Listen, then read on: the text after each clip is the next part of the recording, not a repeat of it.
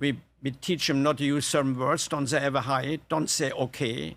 Say my pleasure, and so on. And 3 weeks later, this kid meets potentially with the chairman of the board of Bank of England, and it works. And it works. That's what he saw. And that's how he created the retail. And be impressed by the look of it. Have this positive in mind. We looked, by the way, it's very important for people to know, business to know, we looked at 400,000 comment cards. Beginning, we had comment cards. J.D. Power analyzed them for us. Whenever the first... 400,000 comment cards? Yeah. What does that mean?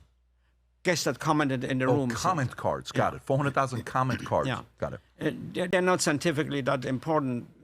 The call-in are much more scientific, by the way. But anyway, when I had them, I worked with J.D. Power. Dave Power was a friend. They took them and analyzed them. And they came back and said 100%, without exception, 100%, when the first contract was excellent, never did a complaint follow. Positive subconscious. Whenever there was one negative in either reservation, doorman, or front desk, always did complaints follow. Wow. I mean, wow. So I have to make sure that my first contact. That's why when you walked in the Ritz-Carlton, first contact, that's why you saw huge flowers. First thing you saw, everything positive in conscience. So you feel positive about the rest. What presidents did you serve, or which world leaders came to you guys at Ritz that you had a relationship with? Was it an ongoing, hey, we're going to come in, we'd like to be taken care of? Yeah, well, I knew Bush, the second one, very well. Okay. I knew him very well.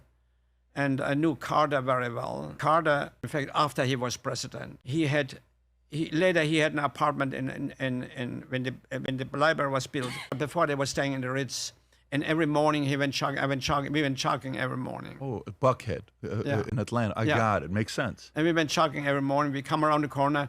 People go to work and so we say good morning. Take a look. Oh, good morning. Of course, Classic. Security was running with us. Yeah, so you felt safe. I knew them very well. Of course, I had with Clinton gave me the award. I spent 92, time with, and Bush won, gave me the award. And Ford was an owner of one of our hotels. Really? So wow. Interesting. I knew several. Got it. Yeah. Very interesting. Because I can only imagine that everybody comes in. By the way, 2 questions before we wrap up. Patel Motel Group. What do you know about the Patel Motel cartel? That you don't know anything about? No. You know how they say they own 70-80% of hotels and their business model and the way they do it from India when they come in? You know nothing about those guys? No, I don't know much about it. It's a very interesting story. I heard about it, but I don't know much. Yeah, apparently they bring their families. Yeah.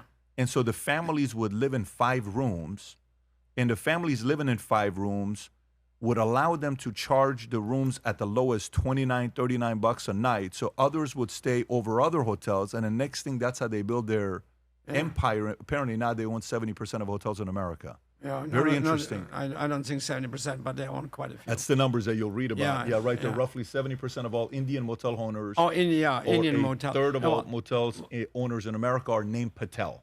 Yeah, well, there are a lot of Indian motel owners. A lot of them. They come in, and that wasn't easy business to go in. Having some cash, they bought a motel and run it, and then added. So a lot of Indian hotel owners here, yeah.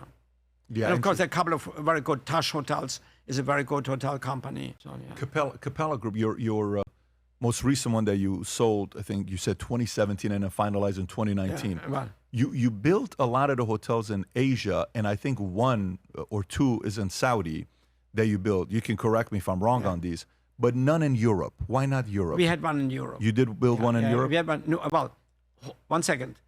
We're not owning. Yes, they own some. Operating. I totally get it. Right. One was in Europe, in Düsseldorf, but when I left, they disassociated themselves. They were able. There was a clause to get out when I left. I got it. So they left. They're independent now. Interesting. Great hotel, by the way. Interesting. Great hotel. What markets do you look at to say these markets are good to build a hotel? Is there anything you look at? What demos do you look at? Well, you know, what I wanted to be, I looked at this at the time, and it's still the same thing. If you start a hotel company, or you work a hotel company, you want to be in New York, you want to be in London, you want to be in Tokyo, you want to be in, at the time, Hong Kong was a #1 thing. Today, Singapore is equally important. Still, Hong Kong is okay, but it used to be the financial place where you had to be. Singapore today, much so in the key places. No, but my first hotel was Atlanta, and then Dearborn, Michigan, and so on, and I had to still make it #1 in the world.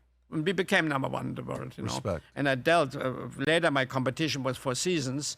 They were in London and in Tokyo and in New York and in everywhere. And I was Now, we ended up to be in Tokyo and so on also.